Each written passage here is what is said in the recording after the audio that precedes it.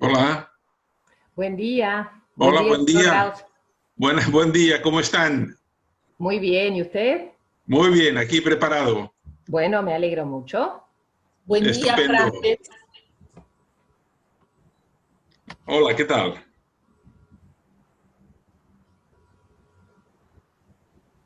Hola, ¿qué tal, Frances? Buen día. Hola, O buen buenos mediodía días.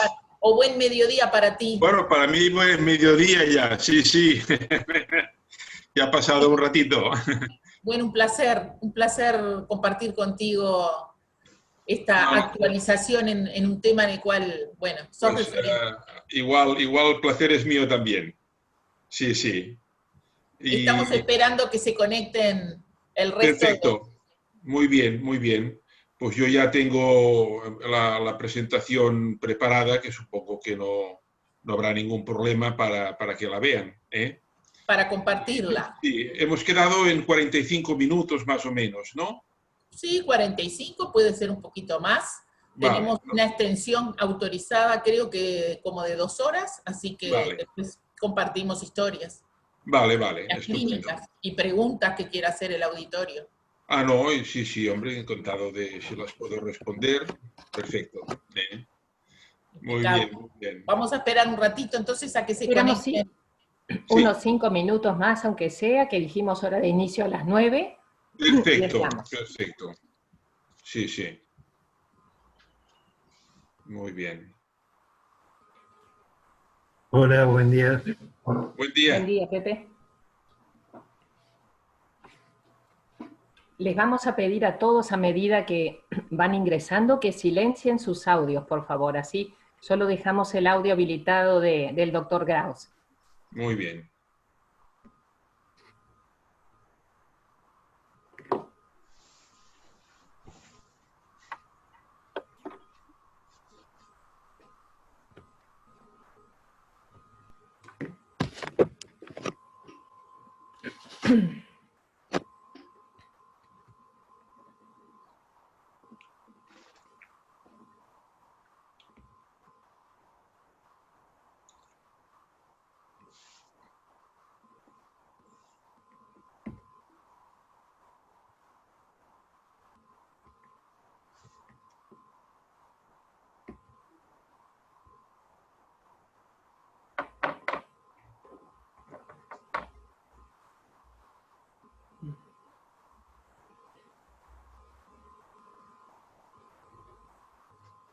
Hola, Buen día, Hola. Cecilia. ¿cómo andan? Muy bien.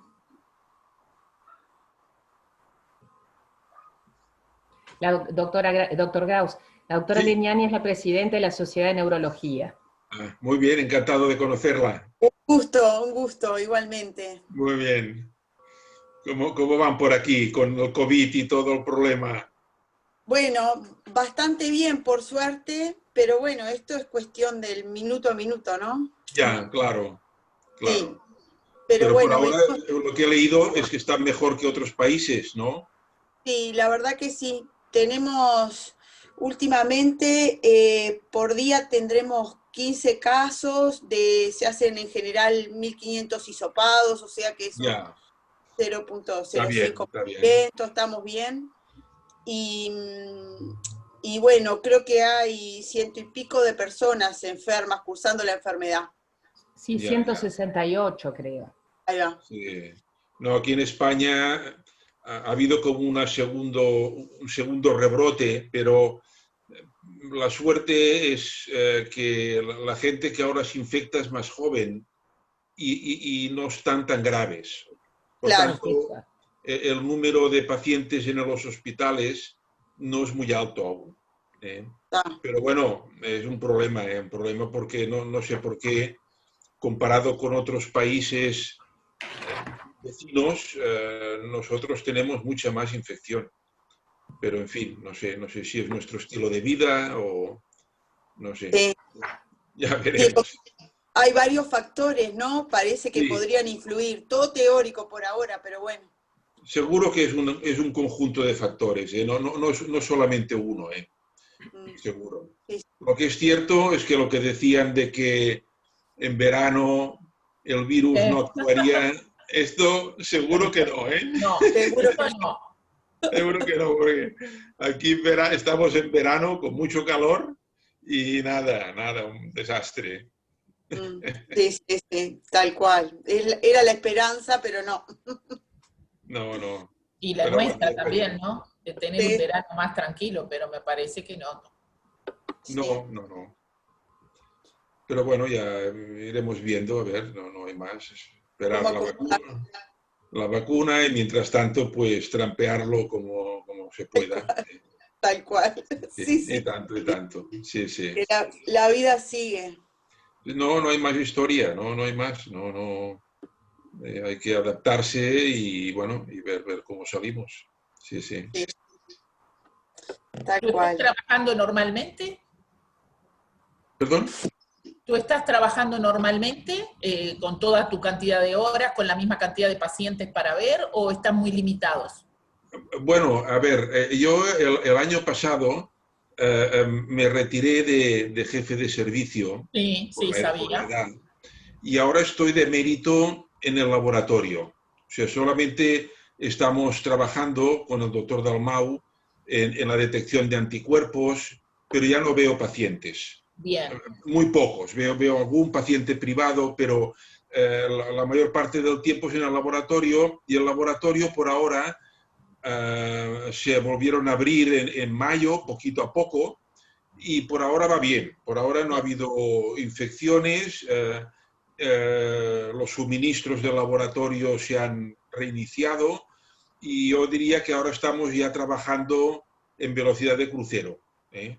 Porque aquí en Barcelona somos el centro de referencia Sí, para detectar anticuerpos en España, nos llegan también de muchos sitios de Europa y del mundo, y también de la parte de investigación, ¿no?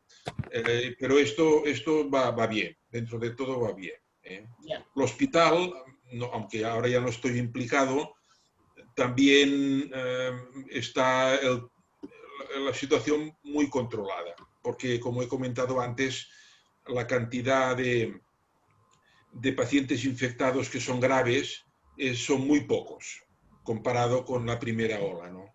Sí. ¿Puedo hacer una pregunta, ¿Seguro? doctor Camaño? Vi que Suecia ha tenido Sí, un sí. rebrote importante y tiene, digo, una tasa de contagio relativamente elevada, pero ellos dicen que, digo, está controlada. Y es probable que haya habido mucha gente que haya sido asintomática, que en este momento sea resistente al virus o que tenga un cierto nivel de resistencia. ¿Ustedes tienen niveles de anticuerpos de esa gente? Bueno, el ¿De problema es Suecia que, tienen alguna muestra de cuál es el panorama de anticuerpos? O sea, porque podría mostrar que sí, hay población resistente, digamos, que ya. eh, No sabemos muy poco. Lo que es cierto es que Suecia ha hecho un planteamiento muy diferente sí, de claro, por otros eso. países de Europa, ¿no? Que en parte no les ha ido mal, pero también es verdad que la mortalidad en Suecia es más alta que en otros países cercanos, como Finlandia o Noruega, Pero pero en su, seguro que hay gente resistente, seguro. claro, Seguro que porque yo supongo que nosotros que hemos guardado una cuarentena relativamente estricta, somos todos susceptibles, no a una, claro, no a una segunda vuelta, sino a una primera. una primera, Digo, claro. No, claro. la cuarentena Entonces, lo único que hace es retrasar el problema y que no venga de golpe y que no venga y de no se golpe y que la sature. curva se aplane. Sí, Exactamente. pero realmente yo creo que sí, que es como en todas las infecciones. Hay gente que no sabe bien por qué, pues se infecta, pero nunca tiene síntomas. Y otros que con la misma edad, los mismos factores de riesgo teóricos que sabemos, van muy mal, van muy mal. Bien, gracias, doctor. Siga usted con los compañeros. Sí, Claudia, Cecilia, si les parece, siendo las 9:05 y creo que ya tenemos un buen número de concurrentes que igual pueden ir Yo bajo mi ingresando. audio. Si les parece, podemos Podemos Perfecto. empezar. Muy bien. Pues voy a compartir la pantalla. Me confirman si la ven bien. Doctor Graus, me disculpo un momentito, la doctora Legnani quería, Sí. bueno, introducir oficialmente, empezar la sesión y después lo presentaría la doctora Camejo y en unos 5 minutos ya le damos la palabra. Ah, vale, muy bien. Perfecto. Gracias. Bueno, agradecerles a todos los presentes, los colegas, neurólogos y especialmente al doctor Grau por acompañarnos hoy. Esta es una jornada organizada por la Sociedad de Neurología a través de la Comisión de Educación Neurológica, y cuando las compañeras nos plantearon el tema, en realidad, de las encefalitis automediadas, nosotros pensamos que era un tema muy importante para tratar, porque en los últimos años ha habido una rápida expansión del conocimiento en cuanto a esta patología, y quién mejor que el doctor Grau, que ha estado en este tema desde hace años, ha sido pionero, y bueno, y ha visto muchos pacientes. Una encefalitis que no tiene un perfil de encefalitis límpica. Esto lo vamos a hablar después. Sino era una encefalitis diferente porque el paciente no se presenta con problemas de memoria, se presenta con un problema psiquiátrico agudo. No es un paciente mayor, sino es una paciente mujer, joven, y estos pacientes, aunque presentan un cuadro psiquiátrico, rápidamente el problema se deteriora con un cuadro más grave que comentaremos. Él definió esta enfermedad como encefalitis asociada a anticuerpos antirreceptor de NMDA, porque descubrió que estos pacientes tenían anticuerpos contra el receptor del NMDA, y que es un receptor que está en la superficie de la neurona. Y luego se pudo demostrar que estos anticuerpos sí que eran patogénicos. Por tanto, en el 2007 ya teníamos como dos modelos de enfermedades autoinmunes, encefalitis autoinmunes, una asociada a cáncer y anticuerpos intracelulares contra antígenos intracelulares, y la enfermedad de la encefalitis asociada a contra receptores de NMDA. ¿Qué pasó a partir de aquí? Que el anticuerpo contra receptor de NMDA fue el primero de más de 10 o 12 anticuerpos que se han ido describiendo en pacientes con diversos tipos de encefalitis autoinmune. Esto ha hecho que este campo haya explotado, que sea un campo importante, porque estos pacientes que tienen anticuerpos que son patogénicos responden bien al tratamiento inmunosupresor, y obviamente todo el mundo pues, se preocupó mucho de estudiar todos los anticuerpos e intentar aprenderlos. Yo les voy a enseñar una diapositiva para que vean que el problema obviamente es complicado, pero no tiene por qué serlo tanto. Antes, de todas maneras, quizá podríamos definir, ya que estamos ya en el campo de la encefalitis autoinmune, ¿cuándo hemos de pensar en una encefalitis autoinmune? Obviamente, si haces una definición muy restringida, vas a perder muchos pacientes. Y si la haces muy amplia, es posible que bajo este concepto pongas casos que no son encefalitis. Una aproximación intermedia es la que propusimos aquí, en la que dijimos, bueno, si tú tienes un paciente con un cuadro neurológico rápidamente progresivo, de deterioro cognitivo, pérdida de memoria o problemas psiquiátricos, hombre, piensa que puede ser una causa de encefalitis autoinmune. Esto no puede ser otras cosas, obviamente. Si además de este problema subagudo, el paciente presenta cuadros neurológicos focales nuevos, una hemiparesia, o aparecen crisis epilépticas nuevas, o el paciente tiene pleocitosis en el líquido cefalorraquídeo, o el paciente tiene una resonancia magnética sugestiva de encefalitis autoinmune, que ya lo veremos, hombre, tienes que pensar en esta entidad.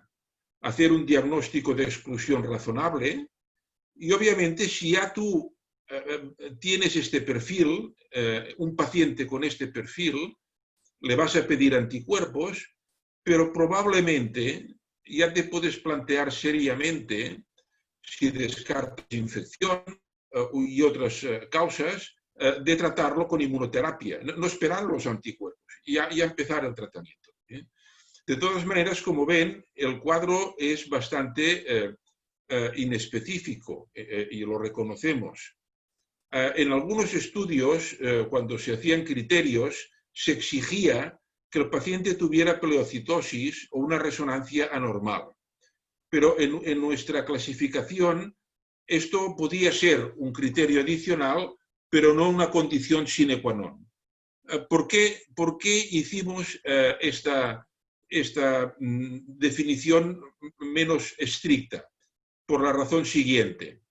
Aquí ven un estudio que hicimos hace 2 o 3 años, en que recogimos los pacientes con encefalitis autoinmune que tenían más de 60 años, por tanto eran pacientes a riesgo por tener enfermedades neurodegenerativas, y estos pacientes se confirmaron por anticuerpos que tenían una encefalitis autoinmune, y aquí pueden ver que el 23% que están en rojo no tenían elementos inflamatorios en el líquido cefalorraquídeo y la resonancia magnética era normal.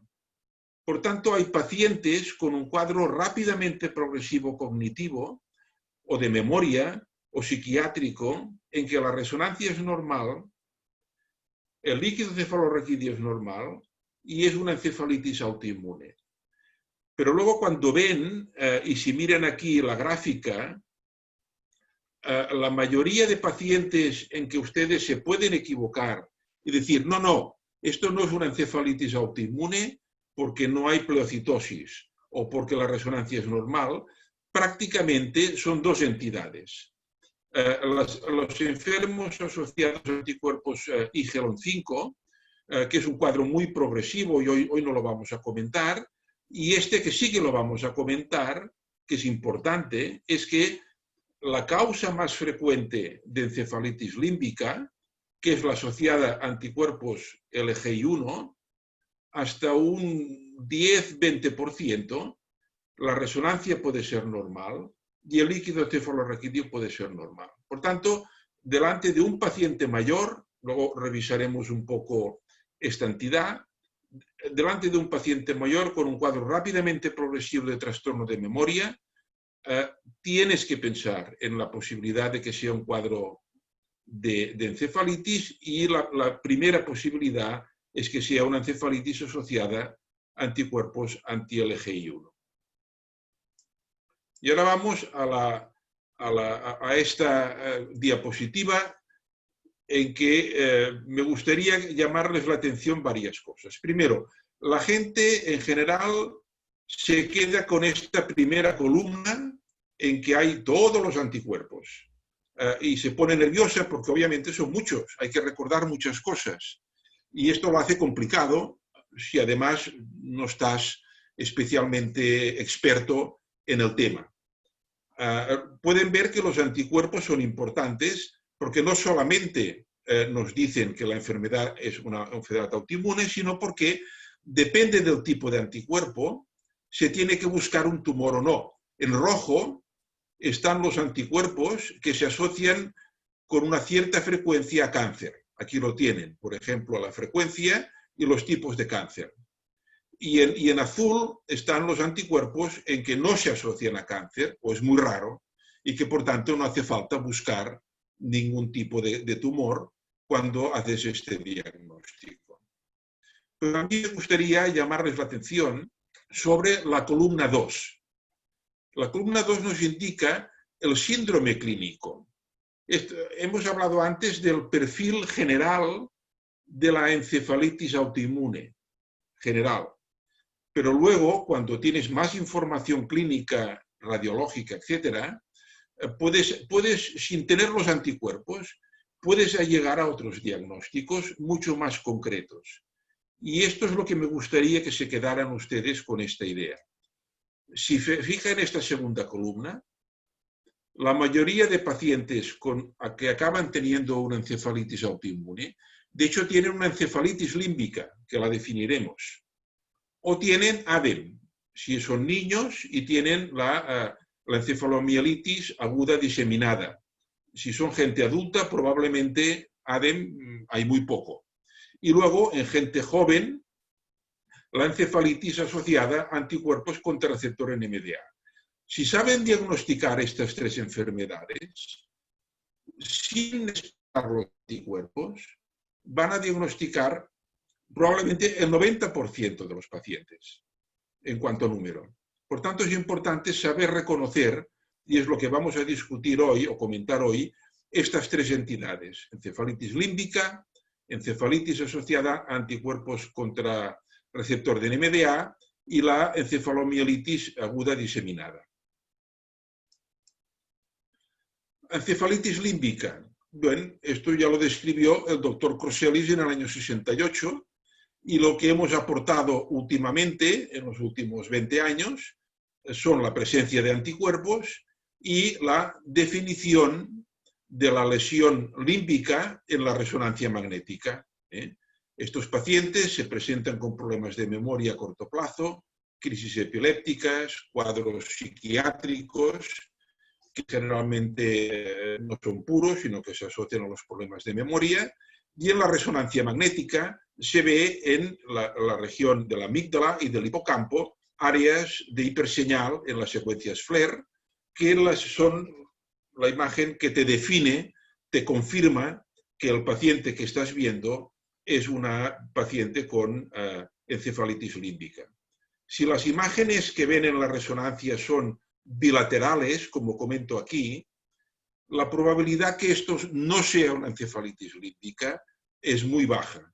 Y por tanto estos pacientes tienen que empezar a ser tratados con inmunosupresión, con corticoides, con inmunoglobulinas, antes de recibir los resultados de los anticuerpos, que pueden tardar 1 o 2 semanas en llegar. Y aquí pueden ver, esta es una serie de 160 y pico de casos de nuestro laboratorio de encefalitis límbica. Y pueden ver que más de la mitad, 71 de 160, tenían anticuerpos anti-LGI1. Por tanto, hemos de conocer bien esta entidad de la encefalitis límbica asociada a anticuerpos LGI1, porque esta es la más frecuente y la más probable que ustedes puedan ver.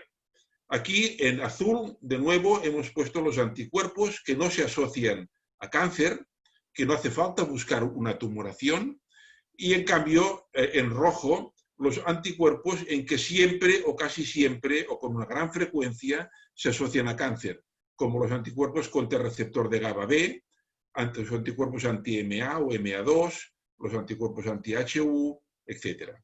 Por tanto, el anticuerpo, como hemos dicho antes, no solamente te confirma que la enfermedad es paraneoplásica, punto número 1, perdón, que es autoinmune, 2, te dice si has de buscar un tumor o no, y 3, te da un pronóstico, porque si el paciente tiene un anticuerpo contra un antígeno de superficie, el pronóstico es mejor porque va a responder mejor a la inmunoterapia.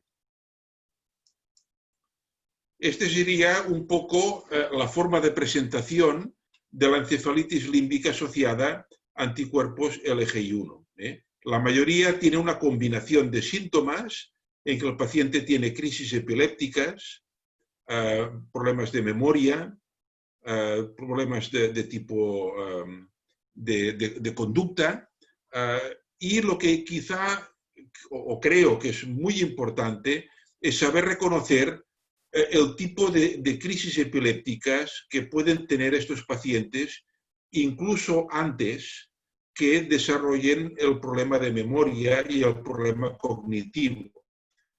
Este es un vídeo de la publicación en Annals of Neurology de la doctora Vincent, donde se ve muy bien estas crisis que se llaman distónico o faciobrachial dystonic seizures, y que realmente tienen que saber reconocer, porque si una persona mayor se presenta a su consulta con este tipo de crisis, es muy probable que, aunque no tenga trastorno cognitivo aún, el cuadro clínico sea una encefalitis asociada a anticuerpos anti-LGI1. Dos cosas importantes. Si hacen una analítica general, el 65% de pacientes tienen hiponatremia en la sangre. Y esto les tiene que orientar también a la posibilidad de que el paciente tenga una encefalitis límbica asociada a anticuerpos LGI1. Y luego lo que comentamos, el 87% tendrán signos en la resonancia magnética o en el líquido cefalorraquídeo de encefalitis. Pero hay un 13% de pacientes que se presentarán con estas crisis que les he enseñado en el video, o con un cuadro cognitivo rápidamente progresivo, en que la resonancia va a ser normal y el líquido cefalorraquídeo es normal. Son gente mayor que están a riesgo de otras enfermedades neurodegenerativas, a riesgo de Creutzfeldt-Jakob, y por tanto es importante tener presente este diagnóstico. ¿Cómo tratamos la encefalitis asociada a anticuerpos LGI1? En principio, con corticoides es suficiente. Luego veremos que con las otras encefalitis a veces es más complicado, pero la mayoría de pacientes responden bien a corticoides. Nuestro protocolo incluye hacer tratamiento endovenoso con metilprednisolona y luego pasar a una dosis oral de 1 miligramo kilo, quizá esto mantenerlo durante un mes o dos y después ya disminuir lentamente hasta unos 6 meses. Nadie sabe exactamente cuánto tiempo tendría que durar el tratamiento corticoideo, nadie sabe exactamente si las inmunoglobulinas dan un valor añadido o en los pacientes en que no se puede tolerar esteroides son igual de efectivas. Nuestra impresión es que si el paciente es un diabético severo o hace un cuadro de psicosis por los corticoides o por las razones que fueran no le pueden dar corticoides, probablemente las inmunoglobulinas son una buena alternativa. En los pacientes que no acaban de ir bien, que no responden de manera rápida al tratamiento con corticoides, muchas veces lo que se hace es añadir un segundo tratamiento con rituximab. Todo esto está basado en opinión de experto porque no hay estudios de ningún tipo que te puedan orientar a hacer una cosa con más conocimiento de causa u otra. Y aquí pueden ver el outcome de nuestros pacientes a los 2 años. Como más oscuro, peor pronóstico. Y aquí pueden ver que la mayoría, más casi el 70% o más, realmente hacen una buena recuperación, aunque sí que es verdad que hay un porcentaje que aunque se recuperan bien, no vuelven a su estadio basal, es decir, que pueden hacer una vida independiente, pero el paciente pues se queja que si antes era aficionado a la fotografía, las fotos no le salen tan bien, que tiene más dificultad en llevar las cuentas del banco, cosas de este tipo. Pero la gran mayoría hacen una respuesta importante que les permite hacer una vida independiente. La duda aquí es si hacer un tratamiento más enérgico podría ser importante para mejorar estos resultados, pero lo que sí que es claro es que el diagnóstico precoz probablemente es importante. Y como más rápido pueden hacer el diagnóstico sin esperar el resultado de los anticuerpos, mucho mejor. ¿Qué entidades nos podríamos plantear como diagnóstico diferencial de una encefalitis límbica? En principio, yo diría que 3. Una, que el paciente tenga una encefalitis herpética. Lo más normal es que sea por herpes virus tipo 1, en que en general el cuadro clínico produce, o el cuadro radiológico es unilateral. En pacientes inmunodeprimidos, puede haber encefalitis por herpes 6, en que pueden hacer lesiones bilaterales indistinguibles de la encefalitis límbica autoinmune. Pero, insisto, la mayoría de estos pacientes con herpes virus tipo 6 están severamente inmunodeprimidos. Luego hay los gliomas, que esto les voy a enseñar un ejemplo inmediatamente.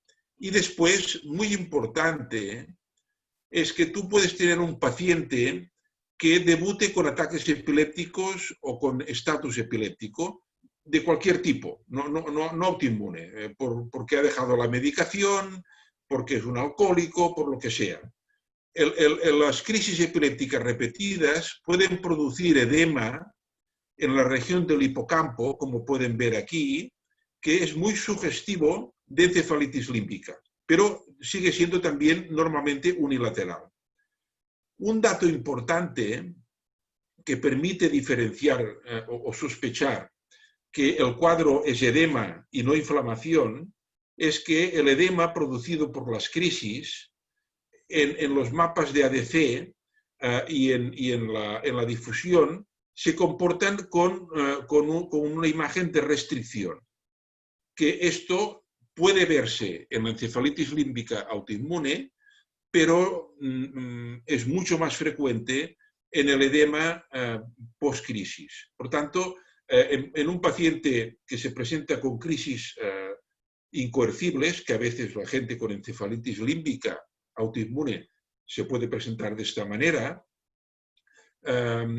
si tienes la duda que lo que ves en la resonancia magnética es inflamatorio o post-edema, es importante hacer una difusión y mapas de ADC para ver si la lesión restringe. Y si restringe, pensar que a lo mejor es simplemente crisis epilépticas, pero que no se trata de una encefalitis límbica asociada. Esta es otro diagnóstico diferencial importante. Este es un caso que vivimos hace años, una mujer de 65 años que ingresó por crisis epilépticas y cambio de carácter. La paciente tenía esta imagen en la resonancia, en FLAIR, que fue orientada como encefalitis límbica, no había captación de gadolinio y además en aquel momento se hizo una determinación de anticuerpos contra canales de potasio por RIA que eran elevados, no mucho, pero elevados. En aquel tiempo no se había detectado aún los anticuerpos anti-LGI1 o Casper2, que son anticuerpos que están relacionados con el canal de potasio. Ahora sabemos que muchos pacientes que tienen niveles elevados de anticuerpos contra canales de potasio, de hecho son anticuerpos contra LGI1 o contra Casper2. Pero si el anticuerpo que se detecta por RIA no tiene reactividad contra el LGI1 o contra Casper2, estos anticuerpos no son útiles para el diagnóstico. Y de hecho esta paciente que inicialmente diagnosticamos de encefalitis límbica, en diciembre del mismo año desarrolló una lesión ya muy sugestiva de tumor y la biopsia confirmó que era un glioblastoma.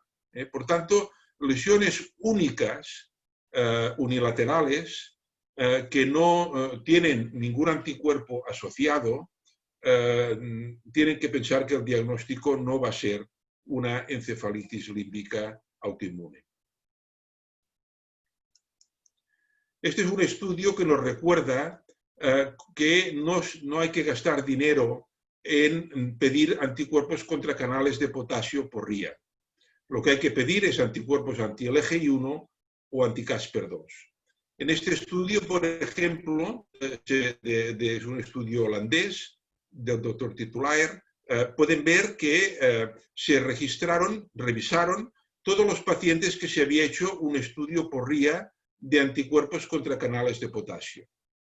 Encontraron 25 en que había anticuerpos positivos, pero que no eran, estos 25 casos, reactivos contra LGI1 o contra Casper2.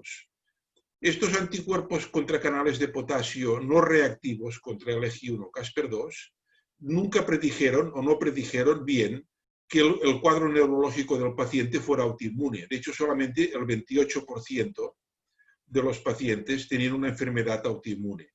Y esto no era diferente de que si el paciente había tenido al final anticuerpos contra canales de potasio negativos. Por tanto, el tener un anticuerpo contra canal de potasio positivo no reactivo contra LGI1 o contra Casper2 es como si no tener nada. Y por tanto, este tipo de estudios tiene que ser abandonado.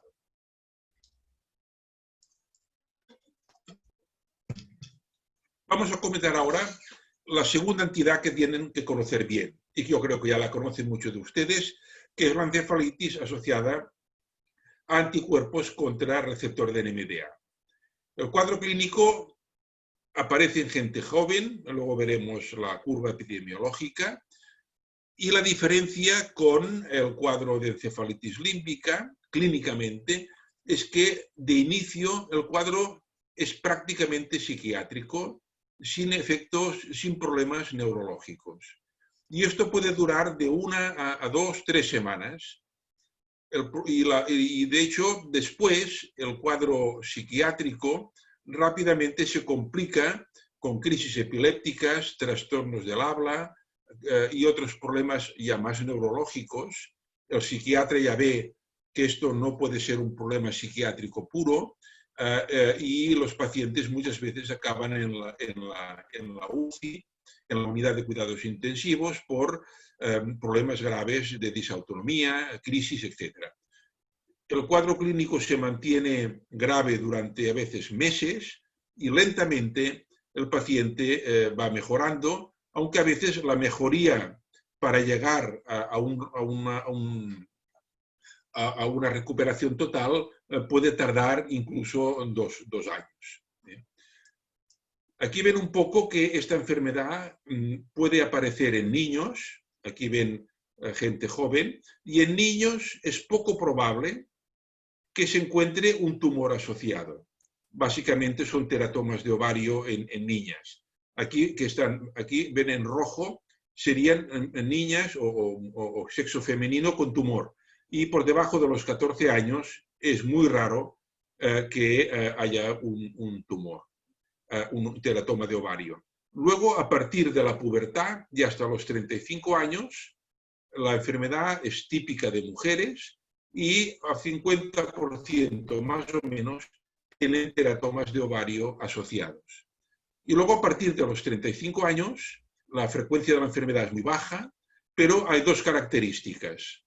El predominio de mujeres ya no es tan importante y aquí puede haber tumores, tanto en hombres como en mujeres, que no son obviamente tumores de ovario, sino que pueden ser cáncer de pulmón, otros tipos de tumores. Por tanto, la necesidad de buscar un tumor de ovario, sobre todo, es importante entre las mujeres jóvenes de 15 a 40 años. Otro punto importante aquí es que cuando detectan o buscan los anticuerpos para confirmar la enfermedad, el 14% de los pacientes tendrán anticuerpos en el líquido cefalorraquídeo, pero no en el suero. Por tanto, es muy importante, si sospechan esta enfermedad, de determinar los anticuerpos anti-NMDA en el líquido cefalorraquídeo, ya que si lo hacen en el suero tienen un 14% de probabilidad de que se pierda el diagnóstico. Aquí ven un poco el problema que les comentaba. Esta es una chica que ingresó con un cuadro catatónico y ingresó en psiquiatría. Y aquí, cuando la paciente está de esta manera, es muy difícil saber si la paciente es puramente psiquiátrica o tiene una encefalitis autoinmune. Muy complicado, muy complicado. ¿Qué pasa? Es que la paciente, después de estar 1, máximo 2 semanas con un cuadro puramente psiquiátrico, empiezan a hacer, y a veces antes, cuadro de crisis epiléptica, movimientos anormales, disautonomía, y acaban en la UCI. Y aquí ya es cuando tienes que pensar que el problema no es psiquiátrico, obviamente, sino es un problema de encefalitis autoinmune. A veces los pacientes tienen cuadros de movimientos tipo pistótono, que es muy difícil saber si son crisis epilépticas, movimientos anormales o una combinación de los mismos, y a veces son muy difíciles de tratar. Otro punto importante, quizá vamos a cerrar ya. Otro punto importante es que la resonancia magnética es en más del 50% normal en esta enfermedad. Por tanto, una resonancia normal no te descarta en absoluto que el paciente tenga una encefalitis por anticuerpos antirreceptor de NMDA. El que sí es importante es hacer una punción lumbar. Porque, dos cosas. Si tú como neurólogo, el psiquiatra te pide en la situación de arriba evaluar la posibilidad de que esta paciente pueda tener una encefalitis autoinmune, por las razones que sean, si haces una punción lumbar, le vas a pedir anticuerpos anti-NMDA, pero además la punción lumbar le tienes que pedir si el paciente tiene pleocitosis. Y el 90% de los pacientes con encefalitis límbica, encefalitis anti-NMDA, incluso cuando están con un cuadro puramente psiquiátrico, ya tienen pleocitosis en el líquido cefalorraquídeo que te orienta de que el problema puede ser una encefalitis autoinmune. Siempre nos preguntan cuando hacemos una charla, bueno, tenemos un paciente en la unidad de cuidados intensivos, hace un mes que está allí, no la podemos desintubar, ¿qué hemos de hacer? La hemos estudiado, no tiene teratoma de ovario, pero es una chica joven, le hemos de quitar los ovarios por si tiene el teratoma escondido. Y aquí he puesto un poco las 5 recomendaciones que haría, ¿no? El primero, hay que mantener la calma. Esto es muy difícil, la familia obviamente está presionando para ver qué pasa, la paciente no va bien, pero estos pacientes acaban yendo bien. Por tanto, es importante que la paciente tenga el mejor soporte en la unidad de cuidados intensivos y que nadie pierda la calma. El segundo es el uso racional de fármacos para el tratamiento, digamos, paliativo de los síntomas. Si la paciente tiene mucho delirio, agitación, es mejor usar antipsicóticos de segunda generación para evitar un síndrome neuroléptico maligno que parece que estos pacientes tienen una mayor preponderancia. El segundo punto, el cuarto punto importante, es que estos pacientes a veces parece que tengan crisis epilépticas. El electroencefalograma está muy desestructurado. Es difícil saberlo a veces si realmente están haciendo crisis o no.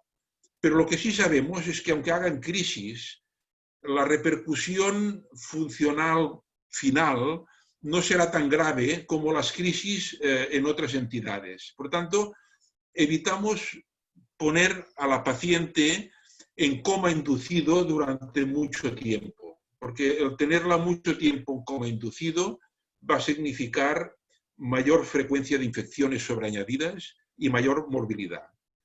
Y luego, la otra recomendación es que por los cuadros de agitación, aquí veían en el video los pistótonos, etc., quizá lo mejor es usar de manera puntual o de manera racional, o midazolam o propofol para su control. Y luego tener presente que es posible que la inmunoterapia, que vamos a hablar ahora, funcione. El problema es que hay que darle tiempo. No podemos decir que no funciona porque a la semana la paciente no va bien. Aquí ven un poco lo que les comentaba de tener paciencia. Este es a 2 años. La mayoría de pacientes en azul claro se han recuperado. Solamente un 15% han muerto o se han recuperado mal. Lo que es importante es que si el paciente recibe lo que llamamos una primera línea de inmunoterapia, que puede ser corticoides, plasmaféresis, inmunoglobulina, y nadie sabe cuánto tiempo hemos de esperar, pero vamos a poner 2 semanas, la paciente no acaba de ir bien, más que repetir el mismo tratamiento, es mejor añadir una segunda línea, que para nosotros una segunda línea sería rituximab y ciclofosfamida. Y de hecho, nuestra recomendación con el doctor Dalmau es que si ahora tienen un paciente con una encefalitis anti-NMDAR que tiene que estar ingresada en la unidad de cuidados intensivos, nuestra recomendación es empezar ya con un triple tratamiento. Por ejemplo, darle esteroides, inmunoglobulinas o esteroides y ciclofosfamida y también darle rituximab. Es decir, empezar como una primera línea lo que antes pensábamos que era una segunda línea. Y luego tener paciencia, es lo que decíamos, hay que esperar, pero seguramente estos pacientes, con alguna excepción, mejorarán. Otro punto importante, ¿tiene sentido hacer controles de anticuerpos para ver si el paciente va bien o va mal? La respuesta es no, no tiene sentido. ¿Por qué? Porque vaya el paciente bien o vaya mal, los niveles de anticuerpos van a disminuir con el tiempo.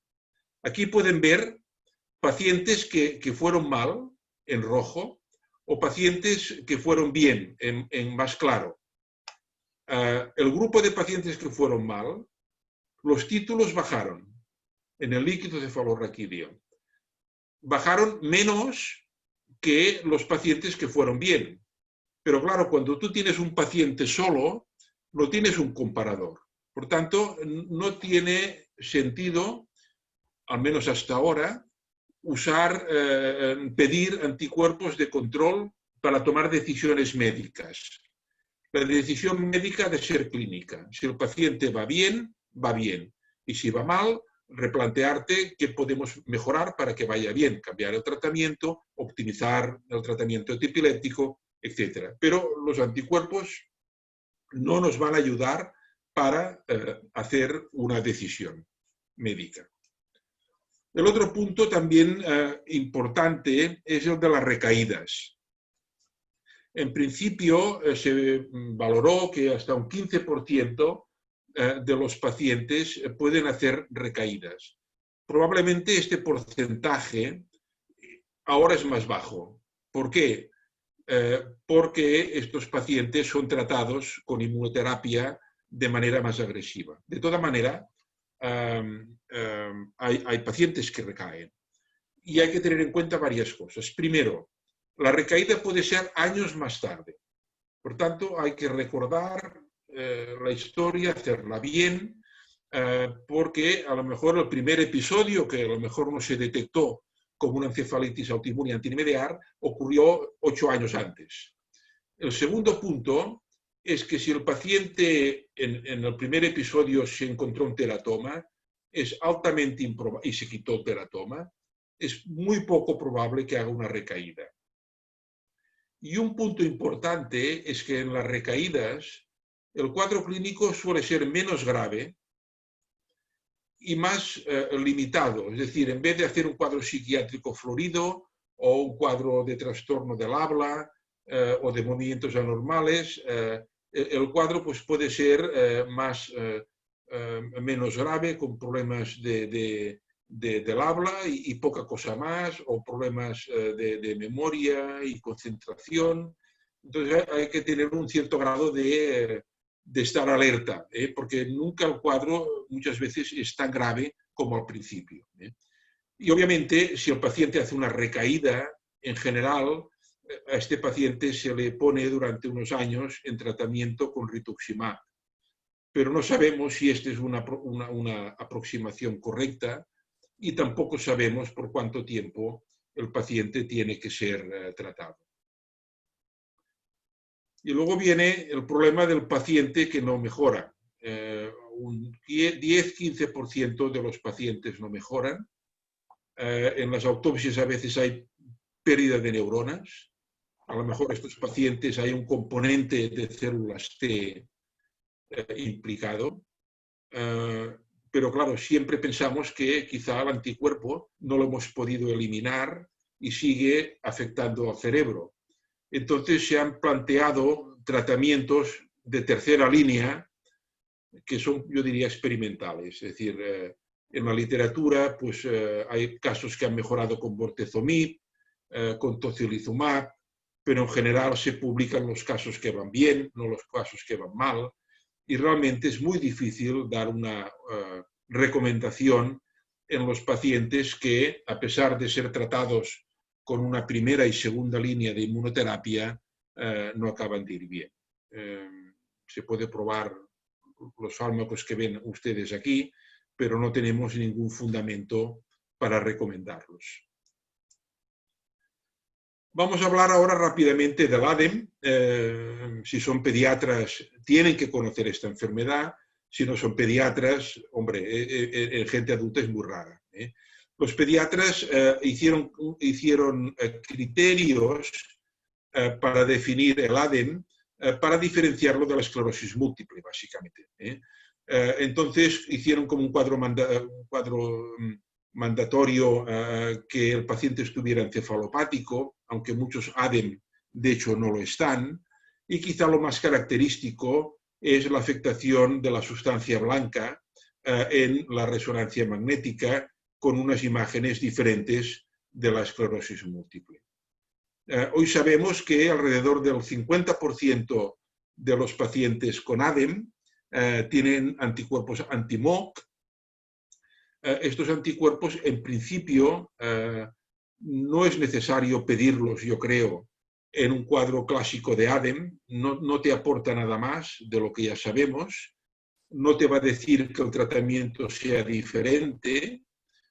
Y el pronóstico tampoco. Es decir, algunos pacientes con anticuerpos anti-MOC positivos acaban haciendo recidivas después del ADEM.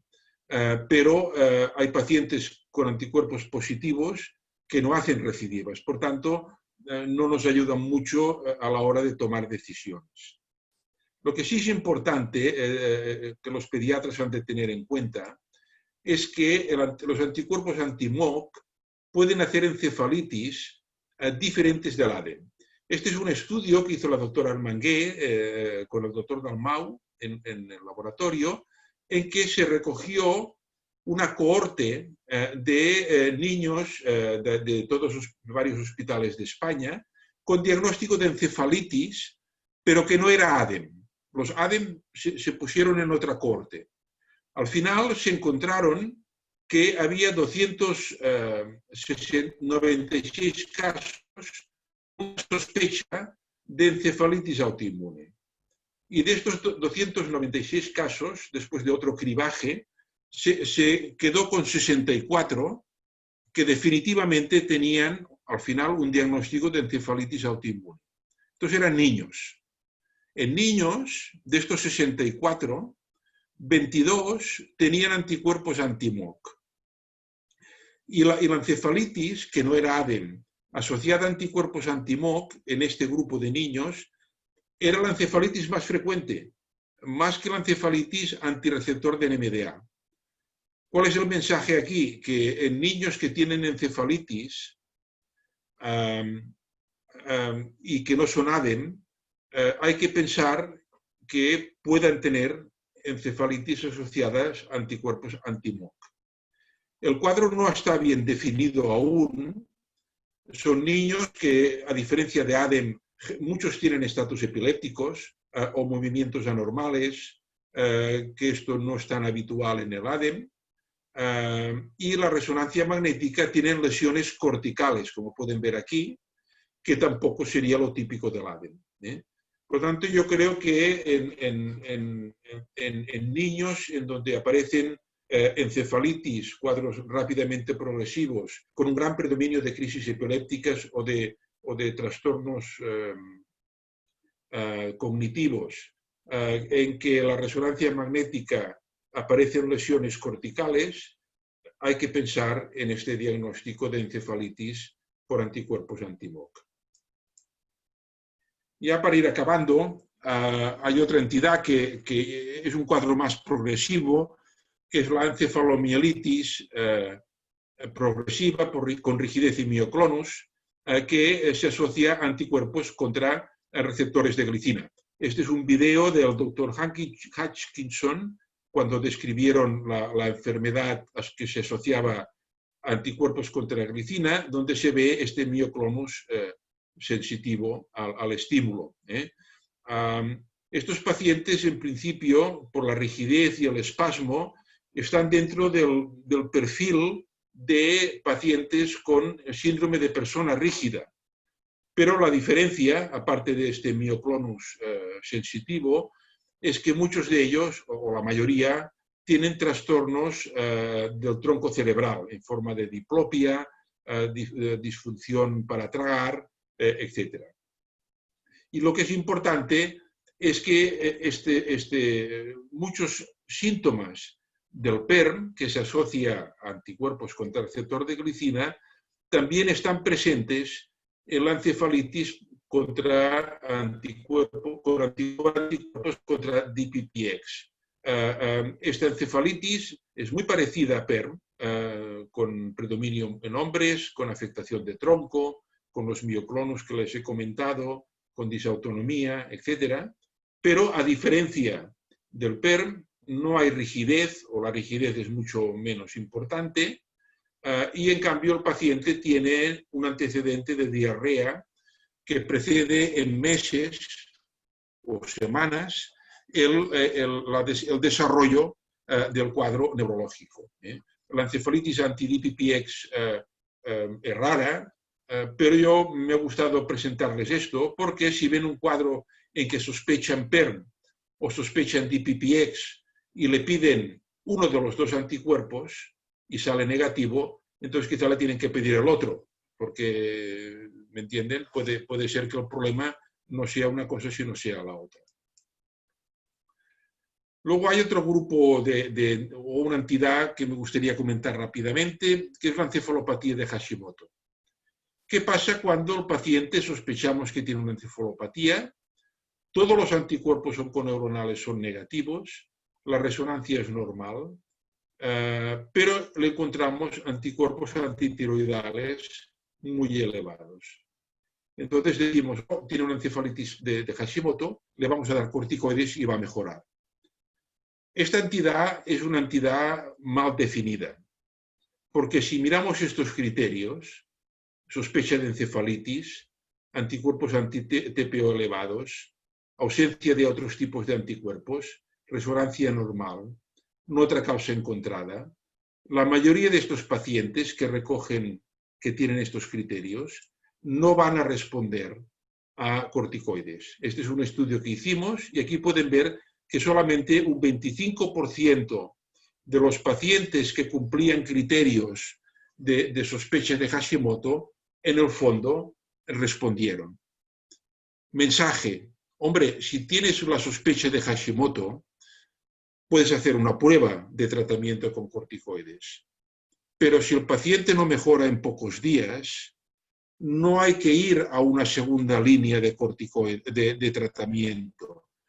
No hay que mantener los corticoides. Probablemente lo que pase es que el paciente tenga otra enfermedad, que no es una encefalitis de Hashimoto, igual neurodegenerativa, Creutzfeldt-Jakob, y que por tanto la prueba lo que nos dice, la prueba con corticoides, es que si falla, el paciente no tiene la encefalopatía y no tienes que ir insistiendo en el tratamiento. El otro punto ya final es cuando sigues pensando que el paciente tenga una encefalitis por autoinmune, pero todos los anticuerpos que tú pides son negativos. Hombre, aquí sí que entonces pediríamos, para sospechar que la encefalitis puede ser autoinmune, que además del cuadro clínico o haya un cuadro radiológico sugestivo o haya pleocitosis. En estos pacientes muchas veces se hace una biopsia cerebral. En nuestra opinión, la biopsia no ayuda mucho. Encontrarás un infiltrado inflamatorio que no te va a decir muchas cosas más. Nuestra recomendación es que si tú tienes una duda razonable de que el cuadro sea autoinmune y los anticuerpos que inicialmente se estudian han sido negativos, hacer dos cosas. Una, hacer el tratamiento con corticoides, con inmunoglobulinas y quizá entonces enviar la muestra a un laboratorio de referencia para que busque anticuerpos que comercialmente no están disponibles. Este es un buen ejemplo. Esta es una paciente con una encefalitis límbica clásica, afectación de memoria, como presentación, una resonancia magnética de libro de encefalitis límbica, todos los anticuerpos negativos.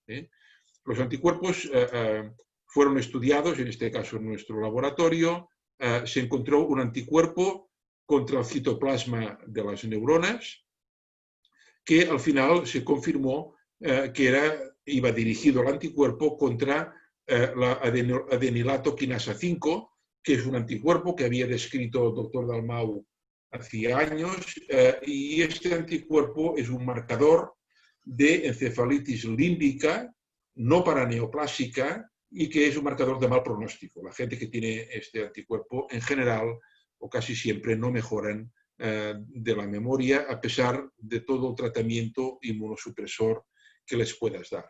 Por lo tanto, yo creo que la recogida de estos pacientes en que tú piensas que tiene que haber un anticuerpo porque las imágenes son evidentes, porque la clínica es muy instructiva, vale la pena guardar suero y líquido y ver si algún anticuerpo, algún laboratorio de referencia encuentra algún anticuerpo que te confirme el diagnóstico y no esté publicado o no sea posible mirarlo por test comerciales. Con esto voy a acabar, me he extendido quizá un poco. ¿Qué tenemos que recordar? Primero, las encefalitis autoinmunes más comunes, encefalitis límbica, encefalitis por anticuerpos contra el receptor de NMDA, las pueden diagnosticar y sospechar antes de tener el diagnóstico de los anticuerpos y empezar a tomar decisiones en cuanto al tratamiento médico. Obviamente los anticuerpos se tienen que pedir. Pídanlo siempre en el líquido cefalorraquídeo, si es posible. Con una excepción, que no lo he dicho antes, pero lo digo ahora. Los anticuerpos anti-MOC en las encefalitis en niños se han de pedir el suero, porque es la contrapartida del anti-NMDAR. El anti-NMDAR a veces no se encuentra en el líquido cefalorraquídeo.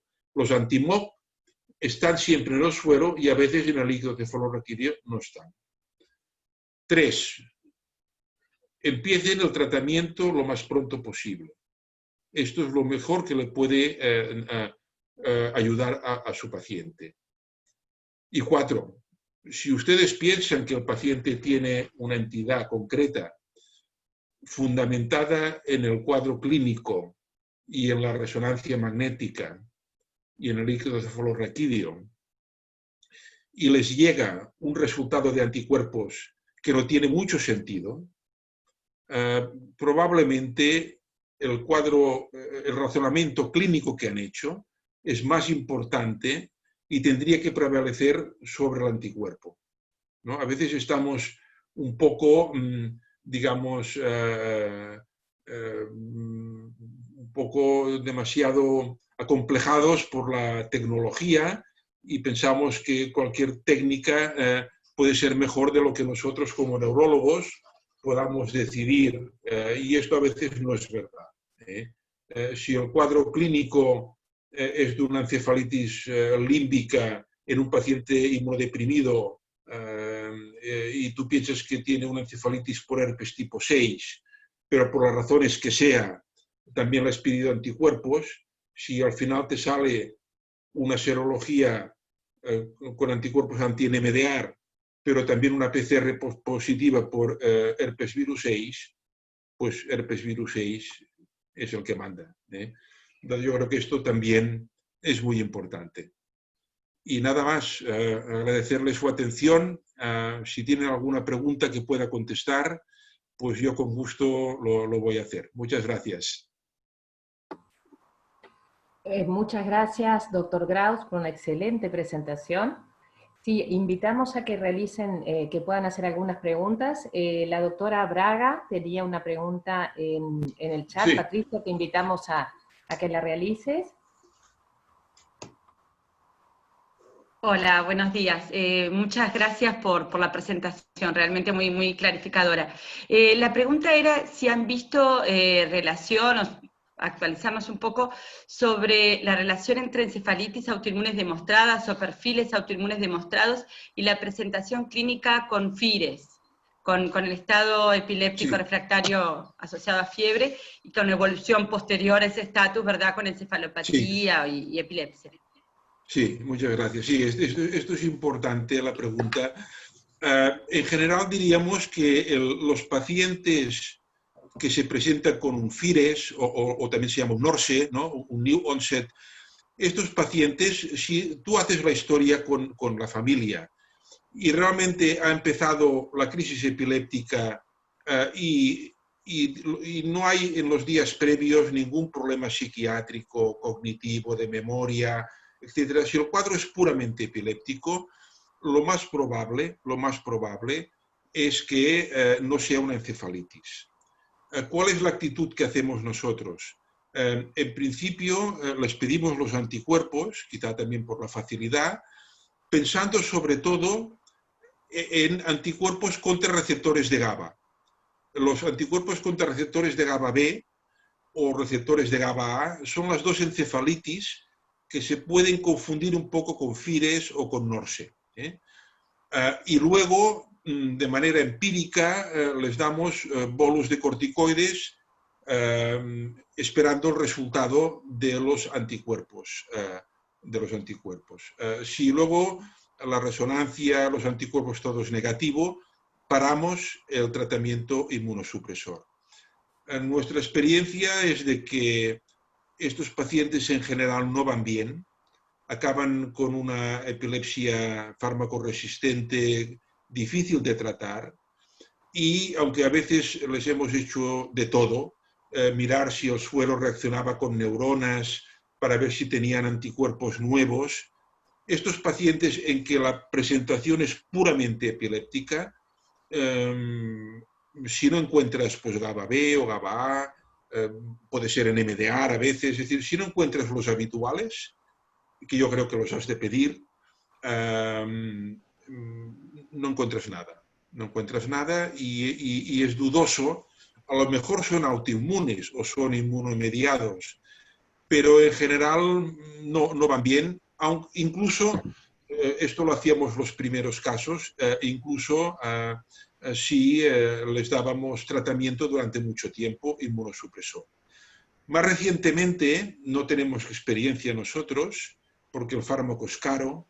Hay estudios que sugieren que en estos pacientes con FIRES, tratarlos con el anticuerpo monoclonal contra interleuquina 6, el tocilizumab. Entonces, esta es otra opción de valorar dar tratamiento con tocilizumab si el hospital te deja verlo. Gracias, doctor Graus. Tenemos otra pregunta, que preguntan lo siguiente: ¿qué técnicas utilizan en su laboratorio para buscar estos anticuerpos? Y si son varias técnicas, ¿cuáles recomendaría?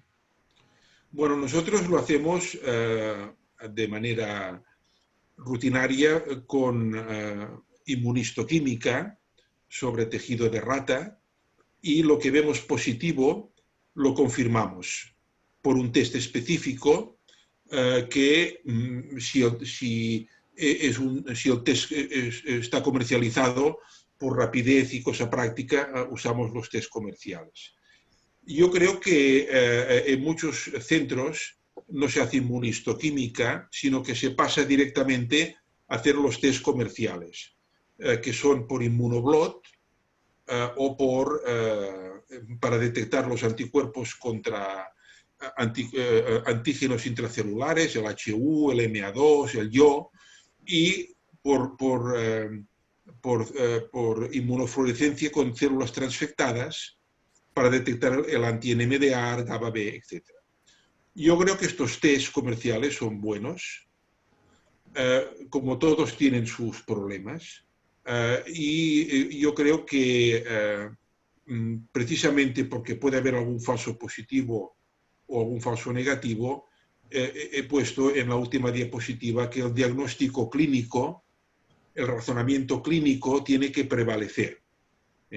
Pero, repito, la manera como habitualmente se hace, no en nuestro laboratorio, sino en los laboratorios en general de diagnóstico, de usar una sola técnica comercial, es correcta. Es correcta. Muchas gracias. Quería aclararle que dentro de la audiencia tenemos médicos neurólogos, colegas que hacen intensivismo, colegas de laboratorio, es variada la audiencia y por eso la variedad de preguntas también. Sí, sí. Tenemos lugar para alguna otra pregunta más y ya pasaríamos a la discusión de casos clínicos. Preguntan aquí en base a de qué dependería realizar plasmaféresis antes de inmunoglobulina en un tratamiento y si después de realizar un tratamiento de primera línea como corticoides, plasmaféresis, inmunoglobulina, sugiere seguir con alguna medicación en particular. Bueno, a ver, el usar inmunoglobulinas o plasmaféresis yo creo que depende mucho del hospital. Nosotros, por ejemplo, tenemos más tendencia a usar inmunoglobulinas, pero en otros hospitales usan plasmaféresis. No hay ningún dato para decir que uno sea mejor que el otro. Luego, en cuanto a la segunda línea, en principio estamos hablando de la encefalitis contra receptores por anticuerpos contra el receptor de NMDA. La segunda línea la entendemos rituximab más o menos bolus de ciclofosfamida. Este sería un poco el perfil. A veces si el paciente está poco grave para entendernos, quizás solamente da rituximab. A veces la ciclofosfamida te da miedo inducir una menopausia precoz en una chica joven, pero si el paciente está grave damos rituximab y ciclofosfamida. Muchas gracias. Y tendríamos una última pregunta que dice lo siguiente: si en algún caso dudoso con una resonancia inicial normal, ¿tendría utilidad repetir la resonancia? Sí, yo creo que sí. Esto no hay ningún estudio para decir de 50 resonancias normales, le hemos repetido la resonancia y en 10, por ejemplo, hemos encontrado una patología, pero sí que es verdad que cuando revisas los casos que te llegan al laboratorio o la literatura, hay pacientes en que la primera resonancia fue normal y la segunda se vieron imágenes sugestivas de encefalitis límbica. Por tanto, yo pienso que sí, no es una mala idea si tienes esta sospecha razonada de repetir la resonancia en una semana, 10 días, a ver si ha habido algún cambio. Bárbaro. Bueno, además de agradecerle, decirle que recibimos un montón de felicitaciones a través del chat por la excelente exposición. Y Muy si bien. les parece bien, entonces pasaríamos a la discusión de las viñetas de los casos clínicos. La primera será presentada por la doctora Claudia Camejo. Adelante, Claudia. Muy bien. Y si querés ir leyendo la pregunta de Alejandro para que no quede sin contestar. Perdón, no la había visto. Hay una pregunta más que dice así: la hiponatremia que se observa en un 65% de las encefalitis límbicas anti-LGI1, ¿se ve en otras formas también de encefalitis autoinmunes? Sí, a ver, este también es importante, esta pregunta. En los casos, a ver, obviamente cualquier agresión cerebral te puede dar un SIAD y por tanto hiponatremia.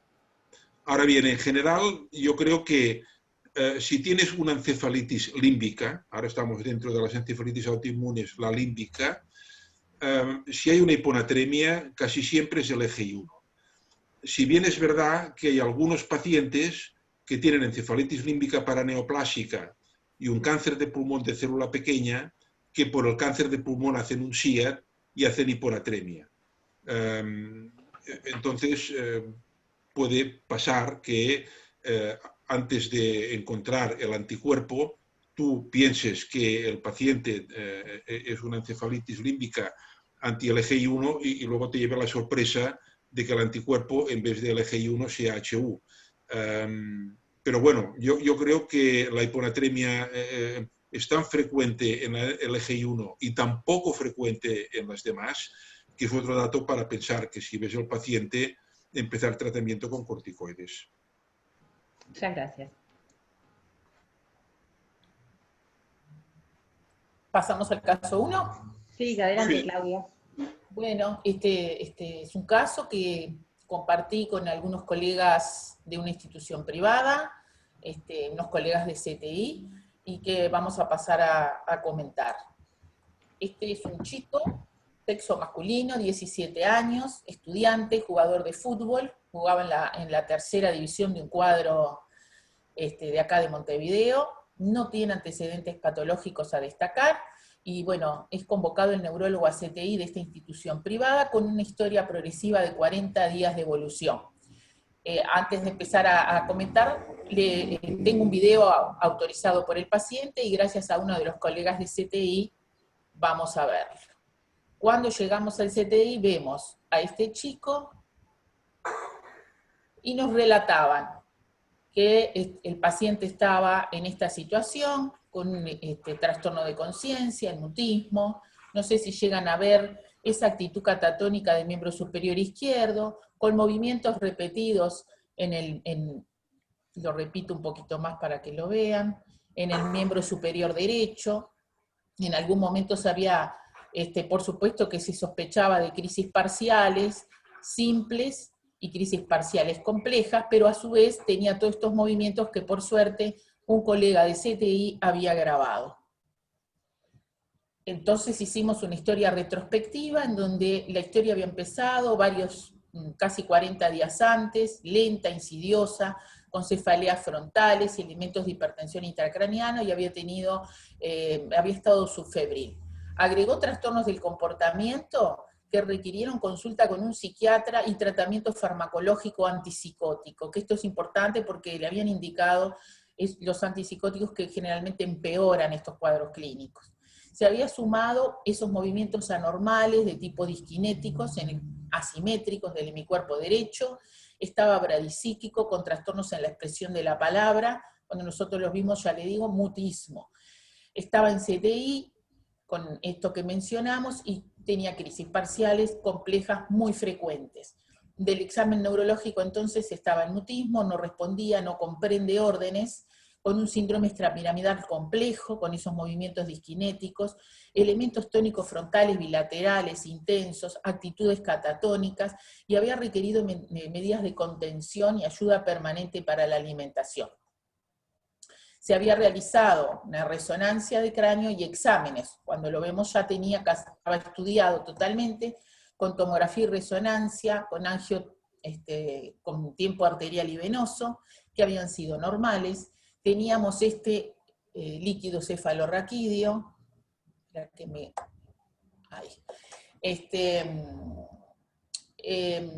los PCR virales del líquido habían sido todos negativos, el bacteriológico también, HIV, BDRL y hemocultivos normales.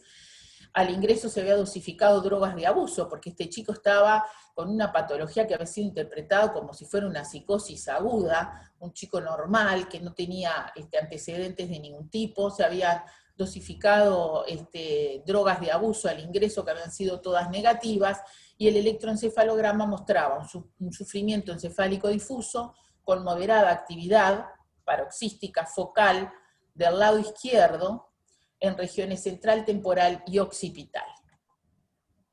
Bueno, ya se había descartado la meningoencefalitis al ingreso, la encefalitis herpética y viral, la trombosis venosa cerebral.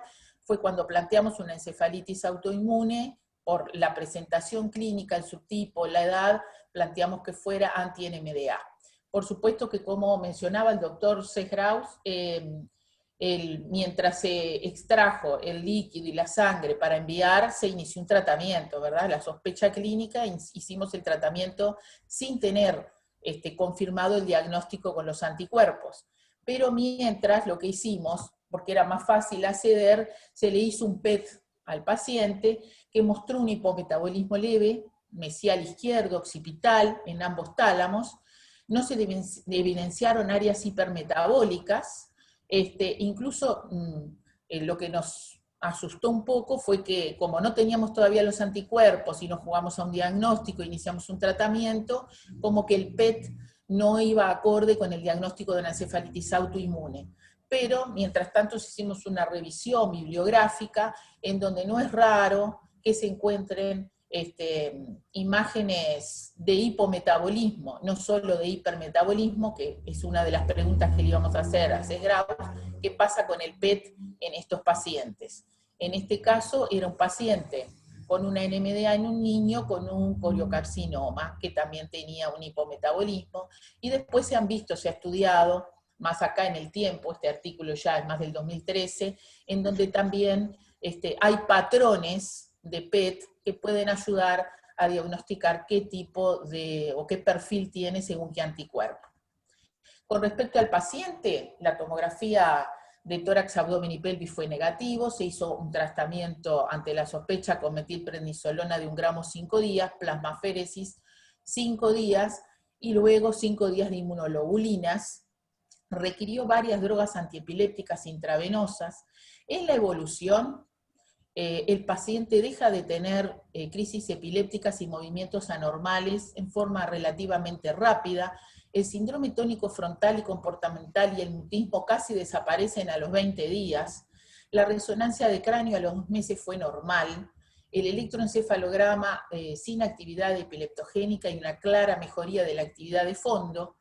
A los 120 días del inicio de los síntomas y a los 2 meses del alta, el paciente está asintomático, actividades de vida diaria normal, estudia, juega al fútbol semiprofesional, o sea, con un entrenamiento importante, se le dio de alta con una biterapia, nunca más repitió crisis, se hizo una suspensión programada y en estos años, esto fue en el año 2016, no ha presentado empujes. Esto para mostrarle el video del paciente después de la plasmaféresis, cuando ya había empezado, digamos que la inmunoglobulina. ¿Cómo te llamas? Emilia. Acá con dificultad. Pero empieza a contestar, responde con dificultades. Amimia.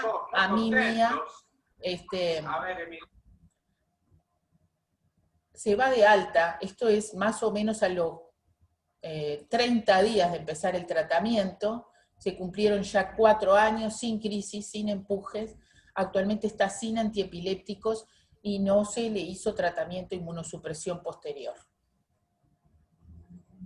Las preguntas que nos podemos hacer es, ¿cuánto tiempo luego del diagnóstico aún buscaríamos neoplasias? Esa es una. ¿Cuál de los estudios repetiría y cada cuánto tiempo? Capaz que no para la NMDA, pero capaz que para otro. Si es posible que más de un anticuerpo dé positivo en forma simultánea en un paciente. Y bueno, y si tiene importancia, en nuestro caso que contamos con tomografía por emisión de positrones y nos es mucho más difícil y costoso, si los patrones de PET anticuerpo tienen valor. Eso le preguntaría al doctor Graus. Vale, pues gracias. A ver, en principio el paciente tiene o ha tenido una encefalitis por anticuerpos anti-NMDA, es un chico joven, yo creo que no hay que buscarle ninguna neoplasia, es decir, se hizo el estudio al inicio, me imagino, cuando estuvo ingresado, y luego ya no continuaría porque la probabilidad que tenga una neoplasia es prácticamente cero, es decir, no haría ningún estudio más durante todo este tiempo. El segundo, ¿qué haría? Bueno, pues tampoco haría nada, es decir, si el chico está bien, que juegue a fútbol y lo damos por curado. Bien. ¿Qué es importante? Es instruir al chico y a la familia, sin espantarlos, que si hace una recaída, que es poco probable, que puede ser discreta. Por tanto, si el chico tiene problemas o la familia observa que tiene problemas de hablar, que su habla ha cambiado, que si tiene cambios de conducta, que esto es más evidente, o algún movimiento anormal, cualquier cosa que consulte al médico. Porque claro, si hace una recaída, como más rápido la trates, también mejor, ¿no? Pero yo creo que en principio no haría ni búsqueda de neoplasia ni repetiría ningún estudio. Luego, ¿puede haber más de un anticuerpo? Sí, sí, es raro, pero ahora sí, recientemente la doctora Eugenia Martínez es la primera autora de un trabajo que firmamos en el laboratorio, que el investigador senior es el doctor Dalmau, en que precisamente describimos los pacientes que tienen más de un anticuerpo y el significado del mismo. Pero en principio, por lo que he visto en el informe que recibieron ustedes, que era muy amplio, pues no había ningún otro anticuerpo. Y luego el PET. Hombre, yo creo que el PET sigue siendo una herramienta de investigación. Es decir, se han descrito patrones variados, ninguno de ellos, yo diría, específico de ninguna encefalitis concreta. Y además el problema que yo le veo es que el patrón del PET, que es metabólico, no estructural, probablemente cambie dependiendo del momento en que se hace el PET. Es decir, si el paciente se le hace el PET a la semana, a lo mejor tiene un patrón y otro paciente con la misma enfermedad, si se le hace al mes, igual es otro. Entonces, yo creo que no nos ayuda. La verdad, el PET, bueno, hombre, como siempre, si está el niño, el chico o el paciente en un centro académico, pues siempre pues, vale la pena estudiar las cosas y aprender. Pero para tomar decisiones, yo creo que el PET en este momento no nos ayuda. El PET cerebral me refiero. El otro es el PET para buscar una tumoración. Bien, muchas gracias. ¿Pasamos a otra historia? Pasamos, le invitamos a la doctora Marcela Arbildi a que presente su historia. Adelante, Marcela.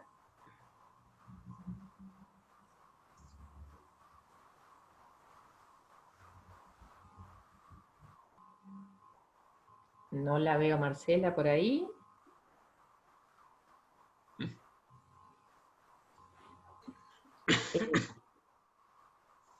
Fabián, cambiamos el orden y le damos...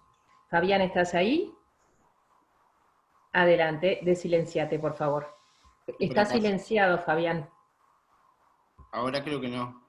Ahora sí, ahora te oímos. El doctor Fabián Gómez, que nos va a presentar otra historia. Muy bien.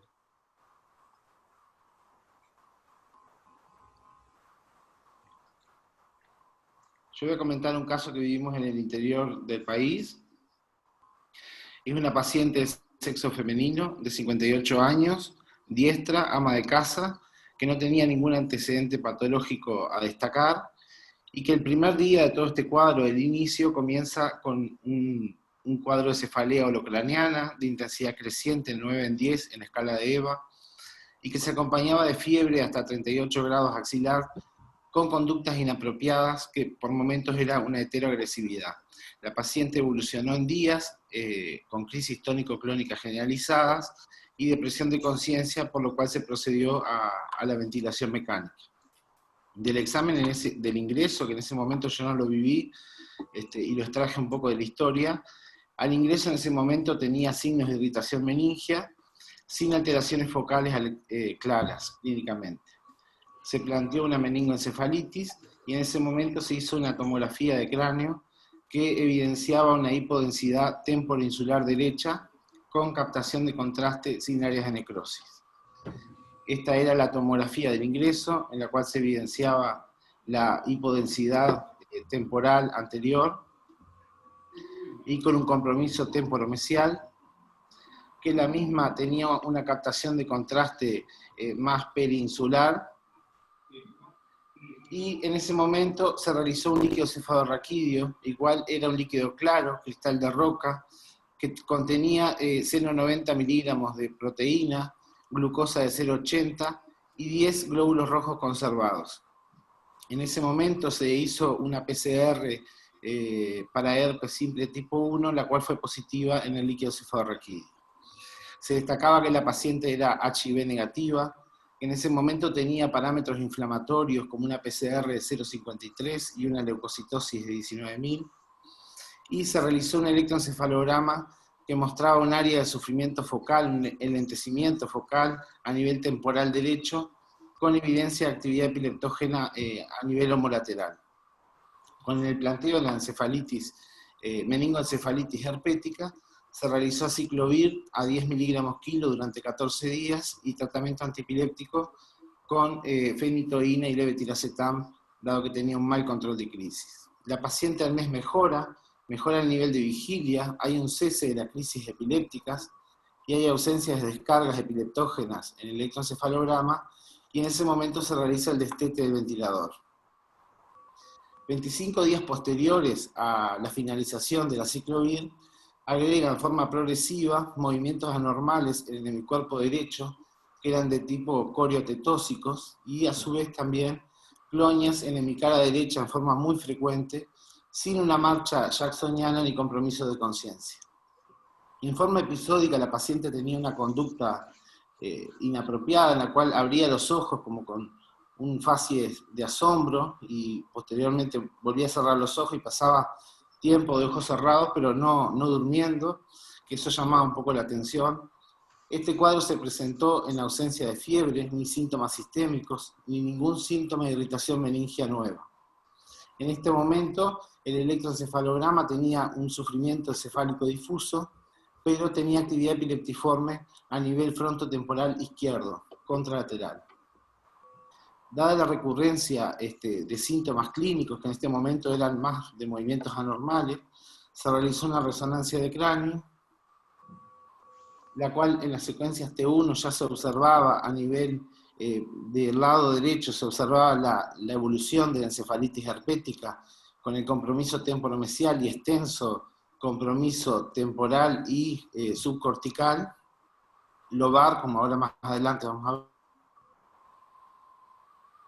una área a nivel hipocampal, hipointensa, que no captaba contraste. En las secuencias en T2, en el corte coronal se evidenciaba un claro compromiso, más allá del compromiso temporomesial y extenso del lado derecho. En el lado izquierdo se evidenciaba un área hiperintensa con un compromiso más temporoinsular y extensión temporomesial, que en FLAIR se observaba claramente un área. El defecto que tuvimos fue que comparamos tomografía con resonancia, pero la paciente fue un poco vivida, ¿sí? Y en este momento se evidenciaba un área hiperintensa a nivel temporoinsular izquierdo, además de la secuelar del lado derecho. Dado que tenía una recurrencia de movimientos anormales que previamente no había tenido la paciente, y la actividad ictal había cambiado la lateralidad, no había signos de fiebre ni de irritación meningia, el planteo fue que en este caso tuviera una encefalitis anti-NMDA desencadenada por la infección previa por herpes simple tipo 1. Se realizó un nuevo líquido cefalorraquídeo, que el citoquímico mostró proteínas de 0,85, glucosa de 0,87 y 10 células mononucleares. Se realizó el panel para anticuerpos de superficie y se detecta el anticuerpo anti-NMDA positivo. En el contexto de esta paciente, la observación es que lo consideran positivo, y una nueva PCR para familia herpes, la cual el herpes simple tipo 1 en este momento era negativo. Previo a tener el resultado, se había iniciado en forma empírica bolos de metilprednisolona por 5 días, y en concomitancia hasta obtener la PCR se retomó el aciclovir a dosis de 10 miligramos kilo. Luego, dado que a los 5 días que se cumplieron los corticoides no hubo una respuesta clara, la paciente continuaba con los movimientos anormales y el trastorno de conciencia, se hizo en forma secuencial inmunoglobulina 0,4 gramos kilo por 5 días. En ese momento la paciente se despierta, pero el despertar es inadecuado, con recurrencia de las clonias en hemicara derecha, persistencia de la actividad epileptógena a nivel frontotemporal izquierda, y se plantea en ese momento hacer plasmaféresis, dado que no había obtenido una respuesta clara a la inmunoterapia.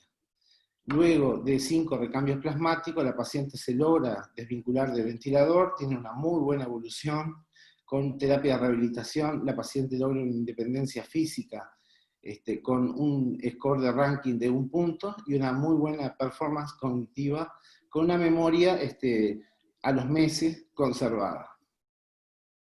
Y bueno, un poco las preguntas que yo tenía era si es frecuente la encefalitis anti-NMDA desencadenada por el herpes simple tipo 1 en este tiempo, en esta ventana temporal en la cual se presentó mi paciente, si plantearía otro diagnóstico diferencial en la recurrencia clínica que presentó la paciente luego de la infección por herpes simple tipo 1, si puede existir resultados falsos positivos de anticuerpos anti-NMDA en pacientes con infección por herpes tipo 1, y si en esta paciente mantendría una inmunosupresión a largo plazo para evitar las recaídas. Muchas gracias. Vale, gracias. Es un caso muy interesante. A ver, la frecuencia de encefalitis autoinmune después de encefalitis por herpes, en un estudio prospectivo que se hizo también la doctora Armangué, en que participaron muchos hospitales de España, se encontró que hasta un 20% de los pacientes podían presentar este problema. Yo siempre he pensado que quizá esta frecuencia quizás es más alta de lo que es la realidad, ¿no? Pero bueno, este es el número que salió, ¿eh? Lo que llama la atención en vuestro caso, y es interesante, es de que en el estudio de aquí de España, la recaída en forma de corea o coreatetosis se vio prácticamente en niños. En gente adulta, el motivo de la recaída y de la sospecha de la encefalitis era porque el paciente se estaba recuperando bien de sus problemas cognitivos y conductuales y hacía un retroceso, pero no había movimientos anormales. Por tanto, yo creo que este caso es muy interesante en este sentido, ¿no?